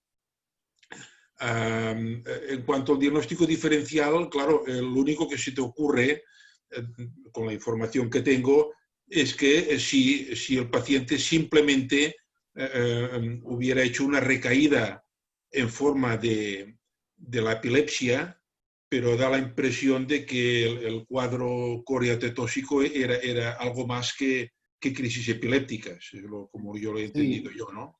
Era bien diferente lo episódico y estereotipado de las clonias de cara, y la hemicorea era continua, ¿no? Por era eso, algo que exacto. no tenía oscilación. Yo no me plantearía, ¿no? Yo creo que precisamente el interés de los estudios que se hicieron aquí fueron el llamar la atención sobre este problema de que hay pacientes con herpes virus, encefalitis por herpes virus tipo 1, que hacen problemas autoinmunes. En el caso vuestro no me plantearía otro diagnóstico, ¿eh? Falsos positivos pueden haber. Pueden haber. Es lo que comentábamos antes de los estudios con test comerciales que no se confirman con otras técnicas. Ahora bien, en el caso vuestro, el estudio se hizo en el líquido cefalorraquídeo. Esto es muy importante. Sí, se hizo en el líquido, porque en el líquido probablemente, aparte que es donde hay el anticuerpo, el riesgo de falsos positivos es más bajo. El suero es más sucio y es más fácil que te den un resultado positivo que no sea verdad. En general, los resultados de los líquidos cefalorraquídeos, digamos, te los has de creer. Es decir, por tanto, puede pasar, pero volvemos a lo que he comentado en la última diapositiva, que, bueno, si el cuadro clínico está en consonancia con el resultado esperado, pues lo hemos de dar por bueno. En cuanto a la inmunosupresión, no lo sabemos. No lo sabemos. A nivel práctico, lo que piensas es que esto es como la persona que tiene un teratoma de ovario, es decir, que había una causa desencadenante de la encefalitis anti-NMDA, que esta causa habrá desaparecido porque la encefalitis por herpes virus se ha curado. Por tanto, quizá hacer una inmunosupresión a largo plazo no sea necesario. Empíricamente se puede mantener una inmunosupresión 6 meses y luego ya parar. Bien. Bueno, muchas gracias. A ti.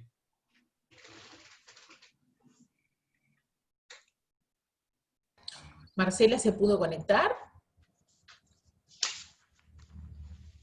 Marcela, ¿te pudiste conectar?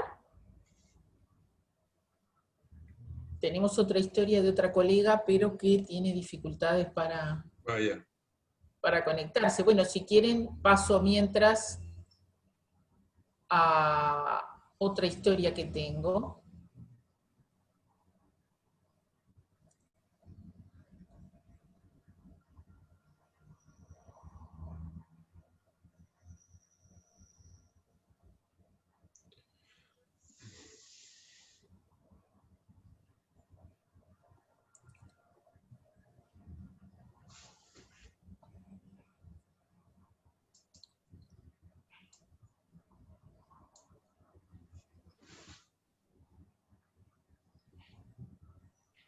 ¿Se ve mi historia? No.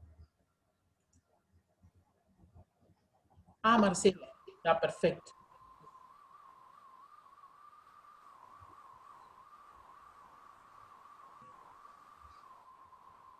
¿Podés compartir tu pantalla, Marcela?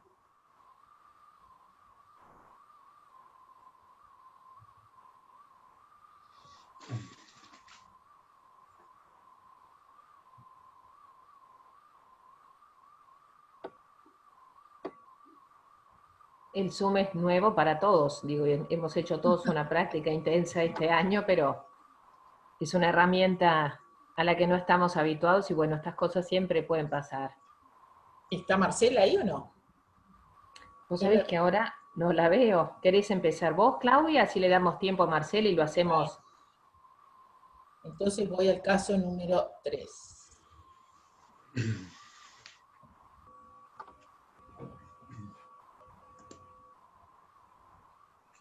Compañeros, Marcela dice que tiene problemas para conectarse, ¿está? Bueno. Que no va a participar. Da, gracias. De nada. Qué lástima que no tengo la historia de ella, sino yo la... Bueno, esta historia es de una...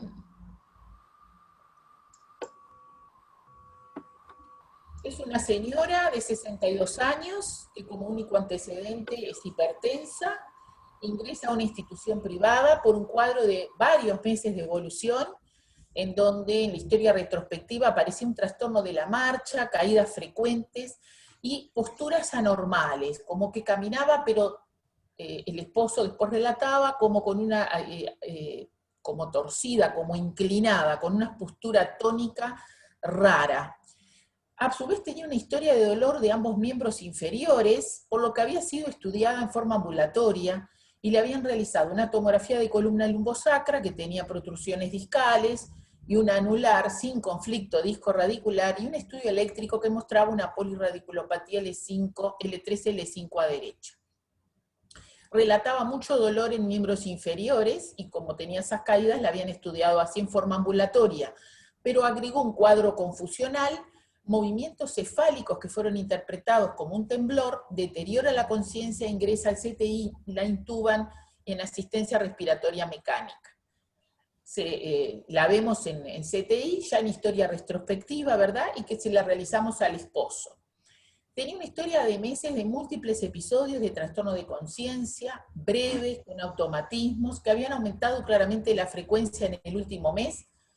Consultó por esa marcha típica, bizarra, que en algún momento había sido interpretada como psicógena, y con movimientos anormales, cefálicos y de miembros, que también, como ya estaba en CTI, habían sido interpretados como temblorosos. La resonancia fue normal, el electroencefalograma mostró un sufrimiento encefálico difuso, con actividad paroxística, focal posterior y a veces generalizada, con un líquido que mostró una glucosa de 0,99, un glóbulo blanco y proteínas de 0,40, virus negativo, bacteriológico negativo, velocidad de erito y proteína C normales, HIV y BDRL negativos, TSH absolutamente normal, con el planteo de que llevaba una historia subaguda, casi crónica luego de varios meses, con crisis, con un síndrome extrapiramidal difícil de definir, porque en realidad lo definimos en forma retrospectiva y sin ver esos movimientos en la paciente, trastorno de la marcha, movimientos cefálicos, esa postura tónica rara, con la confusión y el deterioro de conciencia, y una resonancia y un líquido que habían sido normales, se planteó que podía tener entonces una encefalitis autoinmune, se pidió el estudio, que vino con un anticuerpo antiglutamato de carboxilasa positivo. Mientras se esperaba el resultado, se realizó tratamiento con 5 días de metilprednisolona, 5 plasmaféresis y 5 inmunoglobulinas. La tomografía de tórax, abdomen y pelvis fue normal, la ecografía ginecológica y la mamografía fueron normal, la glicemia era normal.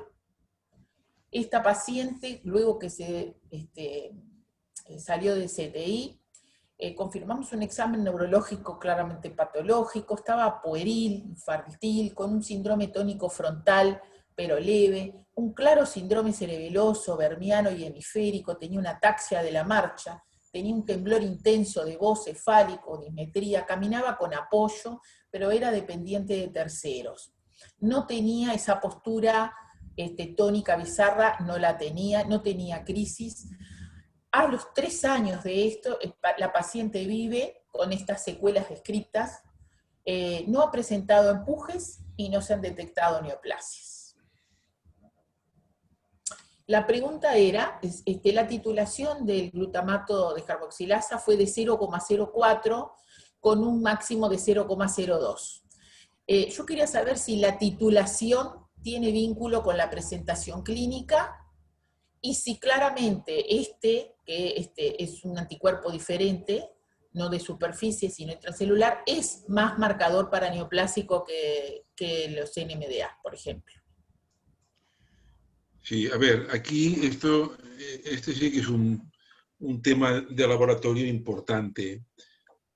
Los anticuerpos anti-GAT, básicamente las pruebas de ELISA o radioinmunensayo que se hacen en los laboratorios de diagnóstico, son para detectar los anticuerpos anti-GAT de la gente diabética. En los pacientes diabéticos, los anticuerpos anti-GAT, los títulos son muy bajos, comparados con los títulos de los anticuerpos de los pacientes con problemas neurológicos. El clásico es el síndrome de persona rígida. Entonces aquí el problema que hay es de que en los laboratorios o incluso los kits no definen a partir de qué título el anticuerpo anti-GAT probablemente esté en relación con la presentación neurológica. Yo ya puedo decir que este es un título seguramente muy bajo y probablemente no tiene ningún interés. No tiene ningún interés ni aporta nada en la valoración de esta paciente. Pero este es un problema grave, yo creo, porque el neurólogo recibe una información que no puede valorar. El laboratorio tendría que decir, de acuerdo con la tecnología que nosotros usamos, los pacientes con síndrome de persona rígida, que son los típicos que se asocian a anti-GAT, en general tienen unos niveles de lo que sea, de 2, de 3, de 4, en vez de 0,02. Luego, el otro problema es que las unidades son totalmente diferentes, dependiendo de la técnica. Si es por ELISA, usan un tipo de unidades. Si se usa un radioinmunoensayo, depende del radioinmunoensayo, usan una unidad u otra. Por tanto, yo creo que esto es un punto que yo no sé bien cómo solucionar. Claro, lo ideal sería pues que esto lo solucionara el laboratorio, pero ellos tampoco tienen mucho interés. Ahora, en el caso de concreto de esta paciente, seguro que un 0,04, cuando lo normal es hasta 0,02, no, nada. Esto es un título bajo que no tiene ninguna importancia para el cuadro neurológico de la paciente.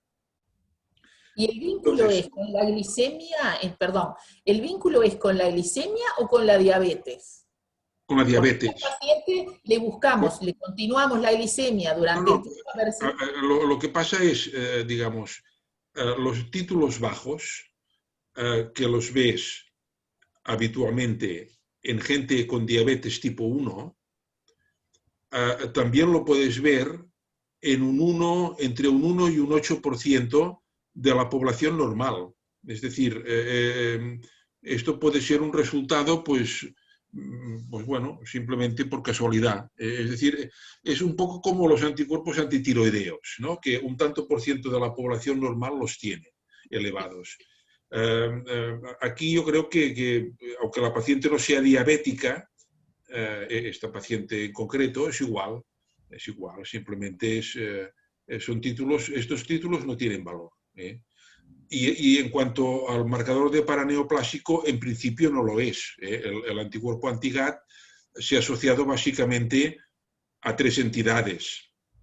Al síndrome de persona rígida, que cuando el síndrome de persona rígida es paraneoplásico, normalmente tiene anticuerpos anti-anfifisina, no anti-GAT, a pacientes con un cuadro cerebeloso progresivo y a pacientes con epilepsia temporal farmacoresistente. Yo no sé lo que tiene la paciente esta que habéis presentado, la verdad. Obviamente el perfil no parece una encefalitis autoinmune. Quizá me plantearía con la familia, con el esposo, ver cómo duerme, si tuviera trastornos del sueño en forma de parasomnias, etc. Quizá la única cosa que me plantearía sería que no tuviera anticuerpos anti-IGLON5, pero de hecho los pacientes con IGLON5 normalmente no tienen, si lo que tiene de trastornos de conciencia, aquellos episodios son epilépticos, el IGLON5 no hace epilepsia o es muy raro. Por tanto, no, la verdad es que no sé lo que puede tener. Y lo que esta paciente no tiene, que tiene los de IGL5, no tiene parálisis supranuclear progresiva, o ni sospechosa ni parecida. Bueno, pero no todos lo tienen. No todos lo tienen. Sí, el perfil más típico, aunque es un cuadro que puede... A ver, los anticuerpos se asocian a varios perfiles. El más típico es una persona que duerme mal, que tiene apneas de sueño, que tiene parasomnias en la fase no REM, que tiene dificultad para caminar, como esta señora, con problemas de postura, y que después a veces tienen que ingresar en la UCI porque tienen problemas de falta de respiración central, como una hipoventilación central, con disfagia y disfonía, y esto hace que a veces tengan que entrar y salir de la UCI. Este sería el perfil más clásico, ¿no? En el caso de esta señora, hombre, quizá algunas cosas te lo podría sugerir. Lo que es claro es que si el cuadro de epilepsia es muy relevante por los estudios de electroencefalograma y tal, entonces no sería muy típico de a 3 años de ese ingreso, la señora no tuvo más crisis epilépticas. Ya, vale, pues Pregunta, ¿se puede igual buscar los anticuerpos, por ejemplo, 3 años después? Sí. Sí, por una razón. Por eso hoy no, al hablar de encefalitis, del cuadro anti-Gelon 5 no he hablado, porque no se comporta como una encefalitis con una evolución rápidamente progresiva. Los pacientes con anti-Gelon 5 hacen un cuadro muy crónico que se sobrepone a un cuadro neurodegenerativo. Por tanto, esta señora podría tener anti-Gelon 5, seguro, aunque hayan pasado 3 años, ningún problema. Perfecto.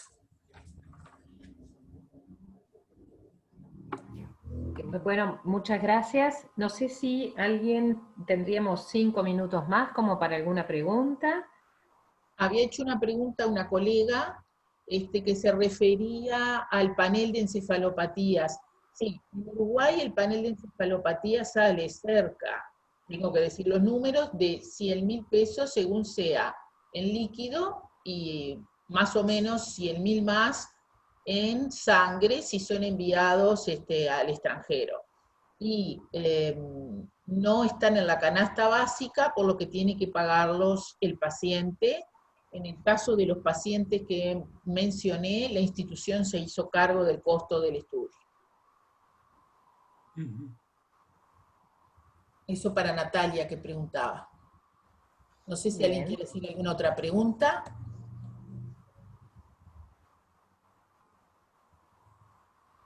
Bueno, llueven el agradecimiento y las felicitaciones para el doctor Graus, la verdad, de parte de todos, muy, muy aleccionador, muy claro, un placer tenerlo entre nosotros. Esperamos tener nuevos contactos y en todo caso, más adelante, poder invitarlo a participar de alguna jornada presencial acá en Montevideo. Eso pues sería perfecto, muy bien, porque no conozco Montevideo, o sea que me encantaría. Y por descontado, ustedes tienen mi correo electrónico, encantados de poder ayudarles en cualquier paciente, y por descontado también, si quieren enviarlo. Nosotros, los pacientes, las muestras que nos llegan de fuera, en principio lo hacemos sin costo. Obviamente no podemos asumir 1000 muestras, pero si tienen algún paciente complicado que creen que les podemos ayudar, con mucho gusto lo haremos. Muchas gracias. Y si los invitamos, si quieren, a desilenciarse, le damos un fuerte aplauso al doctor Graus, que se lo merece. Muy bien. Muy bien. Bueno, y que sea un hasta pronto. Muchas gracias. Muchas gracias. Gracias por todo, muy amable. Muy bien. Gracias. Muchas gracias. Muy bien. Gracias a ustedes. Chao. Adiós, chao. Muchas gracias.